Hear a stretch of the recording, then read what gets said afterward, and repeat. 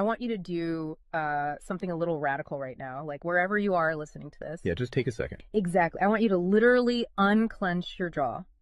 Just let it go.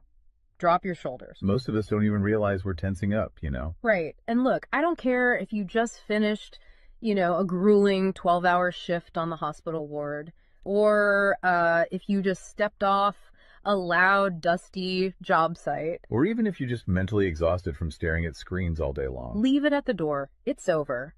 You are officially entering quiet mode. So just take a deep breath. That's the baseline we need for this. It really is. And now I want you to look at the phone sitting next to you, or maybe the smartwatch on your wrist. Every single time that screen lights up, every time it buzzes, it steals exactly 23 minutes of your life.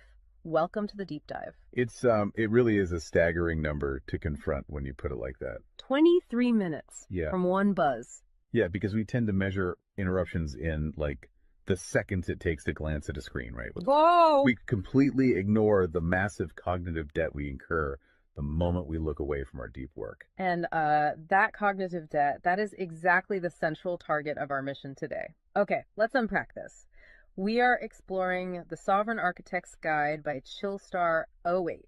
Specifically, episode 6, which is titled Deep Work Dynamo, How to Finish Your Week in 4 Hours. Right. And if you remember, in our last deep dive, we talked about installing drawing those boundaries and reclaiming your personal space. But clearing the space is just step one. It actually reveals a much deeper, much more intimidating problem. Yeah, the void. What are we actually supposed to be building in that silence we just fought for? Because if we don't have a blueprint, the noise of the world is just going to rush right back in to fill it. Oh, for sure. We have this natural horror of a vacuum. The second our schedule opens up even slightly, our instinct is to pack it with activity. We just have to be doing something constantly. Exactly. We are culturally conditioned to equate motion with progress. Yeah. But Chillstar 08 introduces a really brilliant distinction here. She talks about the trap of idling. I love this concept so much. Think about a car engine, right? Mm-hmm. The engine is running, the pistons are firing, it's burning through all this expensive fuel, making a ton of noise and vibration. But the car is in park. Yes, it isn't going anywhere, and that is what most of our daily quote-unquote busyness looks like. We feel incredibly productive because we are in constant motion. Right. You check a text message while you're sitting at a stoplight. Or you answer a quick email while walking from your car to the front door. You stare at a spreadsheet on your laptop while, your family dinner is sitting right in front of you, literally getting cold. And that right there is the illusion of productivity. You end your day feeling physically and mentally depleted because you were constantly doing something. So you didn't actually do anything that matters. Exactly. If you step back and evaluate your legacy, the deep, meaningful work, the art, the business strategy, the relationships. Right, the relationships that actually move your life forward. None of it progressed. You spent 8 hours idling. You were everywhere, which means you were truly nowhere. Man, that hits hard. And this brings us back to that terrifying 23-minute statistic from the research she cites. I don't want to just gloss over this. No, we definitely shouldn't. Because understanding the mechanism behind it is crucial. Why does a 5-second distraction cost us almost half an hour? It basically comes down to how our prefrontal cortex manages working memory. Your brain is not a computer processor that can just run multiple applications in parallel. Right. We can't actually multitask. Exactly. When you are doing deep work, say writing a complex proposal, your brain loads this massive fragile web of context into your working memory. Like holding all the pieces of a puzzle in your hands at once. Yes. You are holding multiple variables, ideas, tones all at once. So when your phone buzzes and you glance at a text from your partner asking about groceries, your brain is forced to execute a context switch. So it has to dump all the proposal data just to load the grocery data. It literally flushes the working memory buffer, yeah. It has to process the new rules and the emotions associated with that text message. Wow. And then when you turn back to the proposal, you cannot just pick up where you left off. Your brain has to laboriously rebuild that entire web of context from scratch. Oh, I hate that feeling. Where you're just staring at the screen like, what was I even saying? Right. It has to retrieve the thread of your argument. Remember the tone you were using, recall the variables. That rebuilding process takes an average of 23 minutes of cognitive effort, And it burns a ton of energy doing that, right? massive amounts of glucose. That explains so much. I mean, that is why people hit 5 p.m. and feel physically exhausted, almost sick to their stomachs. Even if they've just been sitting in a really nice ergonomic chair all day. Exactly. They haven't been doing deep work. They've been doing cognitive gymnastics, just constantly flushing and reloading their working memory. They are burning fuel just to stay in park. So, okay, let me bring in what I like to call the transformer concept here. Because our focus is like an electrical grid. If you have, 50 browser tabs open, you are leaking energy as raw, unusable heat rather than concentrated light. That's a great way to look at it. So if we are all acting like our focus is this cheap renewable resource, how do we stop being what Chillstar 08 calls a subject to the pings of the world? I mean, how do we actually become the architect of our attention? Well, what's fascinating here is how she frames the philosophical shift we need. She says utility does not equal value. Oh, say that again. Utility does not equal value. Right. In the modern workforce, we have been completely conditioned to believe that being constantly available makes us valuable. Like if you answer a Slack message in 3 seconds, you're the hero. Exactly. You are praised as a good worker. Or if you jump on a Zoom call with like 5 minutes notice, you're a team player. But that is just utility. I mean, being highly available makes you a commodity. You're like a human router just passing information back and forth. And routers are easily replaced. True sovereignty, true value comes from being impactful. You simply cannot make a deep, lasting impact if your attention is constantly fractured by the agendas of other people. Yeah, when you operate like that human router, you are spending your finite, precious Mondays executing someone else's script. You're a subject to the pings of the world. Okay, so we know the biology of why this destroys our focus, and we understand the philosophical trap of, trying to be too available, but how do we actually fix the mechanics of our workday? We have to build the deep work dynamo. Right. So think of your attention like water pressure. If you poke 50 tiny holes in a garden hose, open browser tabs, email notifications, group chats. The water just trickles at the end. Exactly. You cannot wash a car with a trickle. You're just making the driveway wet. That's true. So the Dynamo Audit she lays out, it's about putting a high pressure nozzle on that hose. It narrows the opening to create a stream powerful enough to actually blast through the dirt. And the first step in that audit is auditing the physical environment itself. She calls it analyzing your signal-to-noise ratio. Okay, so visualize your workspace right now. She asks you to determine if it is a sanctuary or a transit hub. Let's be honest. Most of us are operating in transit hubs. A transit hub is a place of constant arrival and departure. People walking by, announcements over the loudspeaker, just a blur of motion. Yeah, and you can't build a legacy in a train station.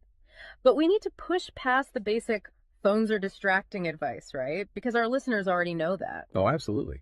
Chillstar 08's rule is much more brutal than that. She says if the phone is even sitting on your desk, even face down, it is acting as a parasite on your cognitive grid. A parasite, just by being in the room. The research supports this entirely, by the way.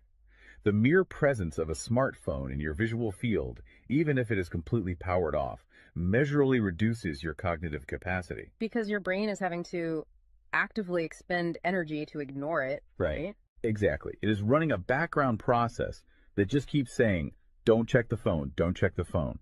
That is energy being actively stolen from your primary task. So sovereignty literally begins the moment you physically remove the device from the room, put it in a drawer down the hall. Close the door. Make the physical environment quiet. But okay, let's say you've done that. That doesn't stop your own brain from creating internal noise, right? Like trying to juggle 5 projects at once. How do we fix the internal wiring? That brings us to the second pillar of the audit, which is the batch wiring rule. This directly addresses the danger of switching fatigue, which we touched on with that 23-minute penalty. Right, the cognitive glucose burn. Yeah. When we attempt to multitask, like writing a creative brief, then pausing to check inventory levels, then answering 3 customer service emails. And then trying to go back to the brief. Right. We are grinding our mental gears to dust. We are switching between entirely different cognitive states. Because creative writing uses a completely different part of the brain than calculating inventory, obviously. They require entirely different operating frequencies. So the batch wiring rule dictates that you must group similar tasks together based on their cognitive load. Okay. And you do not switch the current until that specific type of work is completely done. You do all your deep analytical thinking in one high voltage burst. And then you save all your reactive administrative stuff for a separate lower voltage block later in the day. Precisely. It's all about staying in one gear. Like if you are driving up a really steep hill, you don't constantly shift between first gear and fifth gear. You lock into the gear that provides the right torque and you just ride it out. That's a perfect analogy. But okay, here's where it gets really interesting. This leads to the third pillar of the audit, and this is where I actually need to seriously push back on the source material a bit. She calls this the zero access window. Ah, yes. This is usually where the resistance starts for people. Because it sounds impossible for a normal person. She says you cannot just plan to be focused, right? You have to legally schedule it. You have to lock in one sovereign hour. Yeah, 1 hour where you are legally dead to the outside world. No boss, no family, no, hey, do you have a second for a quick question? Just you and the blueprint. It's extreme, yes. But let's do a reality check here. I mean, I see how that works for a solo digital entrepreneur or a freelance writer. But what about someone whose literal job description is to be available? Right, like an IT support specialist. Or a floor manager, or a nurse on a ward, or even, a parent at home with a toddler. How do they justify just vanishing? It feels like this advice only applies to a very specific, privileged type of worker. That is the most common and, frankly, the most valid hurdle to this entire system. But we really have to look at how the principle scales, and we have to look at the internal psychology of the worker. Okay, walk me through that. First, let's address the context of Chillstar '08's own life. She is not some solitary monk living on a mountain. She is a wife, a mother, and a grandmother. Oh, wow. Okay. Yeah, and she runs a luxury travel agency and a digital marketing business. Her entire professional and personal life is built around communication and client management. She probably receives hundreds of legitimate demands on her attention every single day. So she is really in the thick of it. She isn't just speaking from some ivory tower. Far from it. She implements the zero access window because of those demands, not in spite of them. Now, for the IT manager or the nurse, obviously, you cannot vanish while on active duty if your role is acute response. Right. You can't ignore a burning server or a patient monitor. Exactly. But the principle applies to the deep work surrounding the active duty, the scheduling, the charting, the strategic planning. Even in highly reactive jobs, there is legacy work that gets pushed to the margins. That makes sense. And the challenge isn't just logistical, it is deeply psychological. It's the internal guilt, isn't it? Yes, exactly.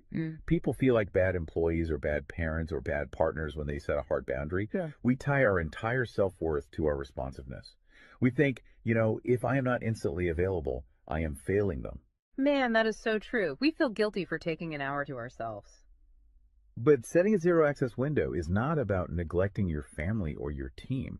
It is about condensing your high-level work into massive, high-impact bursts of energy so that you can actually be present later. Wow. Okay. Consider the alternative. If you don't carve out that absolute focus, you end up giving your family or your team partial fractured attention for 12 hours straight. Exactly. You are physically at the dinner table, but mentally you are drafting an email. Or you are sitting on the floor playing with your kid, but you're checking a Slack notification over their shoulder. You are trading constant low-quality availability for scheduled high-quality presence. It is entirely about communicating boundaries to protect the quality of the time you do give people.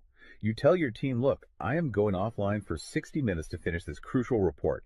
If the servers literally catch fire, call this specific emergency number. Otherwise, I will address all questions at 11:00 a.m. Right. You aren't vanishing to hide. You are vanishing to get the work done efficiently so you can actually live your life. Which brings us to the ultimate why behind this entire system.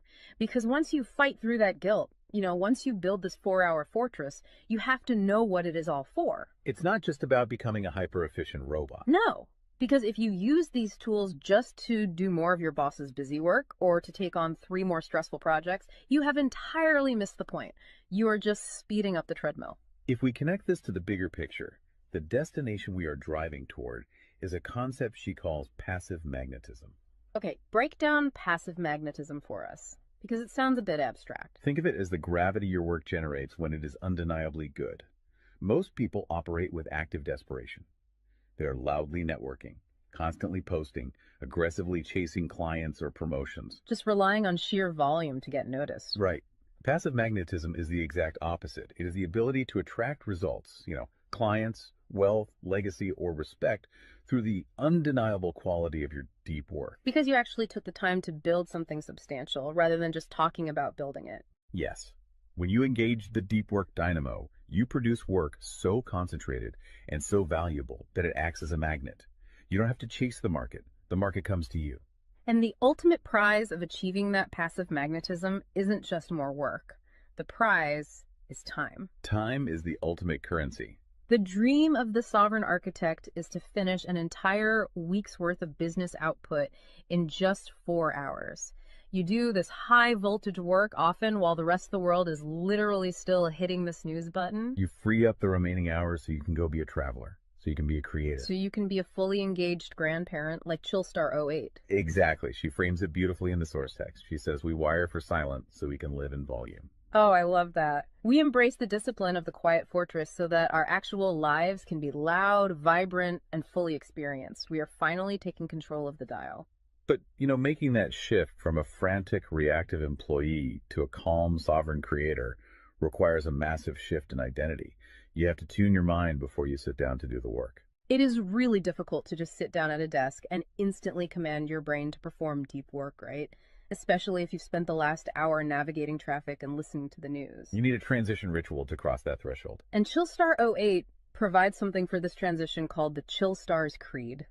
It is designed to be a grounding frequency. It really centers you. Yeah, so I want you, the listener, to use this. I want you to imagine a slow, steady heartbeat in the background. Just a deep, resonant 528 hertz frequency. Just let the frequency of these words settle into your mind before you initiate your deep work. Ready? Take it in. I am grounded in peace. I am reaching for my stars. My light is my own. I am a star and I will shine bright. I will reach for the sky. I release what was. I embrace what is becoming. Using a creed like that is just such a powerful behavioral trigger. It really shifts your state. When you speak those words, even just internally, you are consciously reminding yourself that your light, your focus, your energy is your own. It does not belong to your inbox. This does not belong to the algorithm. Right. You are releasing the frantic energy of the morning and embracing the sovereign focus of the architect. So we always want to translate this high-level theory into ground-level reality for you. We don't want you to just listen to this and go right back to idling. Definitely not. Here's your 1% install. This is your micro-win to take action on this deep dive immediately. Tomorrow morning, before the world starts demanding your attention, before you check a single news site or open your email, I want you to set a timer for exactly 60 minutes. Put your phone in another room entirely. Yes, physical distance. Do not open any extra browser tabs. Pick one legacy task, just one, and flip the switch on your very first sovereign hour. And be prepared for it to feel incredibly uncomfortable at first. Your brain will crave the dopamine hit of a notification. Oh, you will feel an almost physical itch to check your messages. But if you can sit in that silence, if you can endure that initial friction, you will watch the dynamo start to spin. You will enter that flow state, and the old blueprints of hustling and grinding will be completely burned away. And look, if you want the actual templates to automate this piece, the specific tools and step-by-step guides to build the system out completely and protect your location-independent freedom, you can join the Sovereign Fortress on the Chillstar 08 school community. All the blueprints are there waiting for you. They really are. As we wrap up this deep dive, I want to leave you with one final thought to explore on your own. We have spent this entire session talking about the mechanics of work. We've talked about condensing your week's output into just 4 hours of pure, undistracted focus. But if you actually achieve that, you're going to be faced with a beautiful, kind of terrifying question. What's that? Who are you going to become in the remaining 164 hours of your week? What if your true legacy has absolutely nothing to do with what you produce while you are busy, but entirely to do with who you are when you are finally completely silent? Wow. Unclench that jaw. Drop those shoulders. Step into the quiet. Go be great and flip the switch. We'll see you on the next deep dive.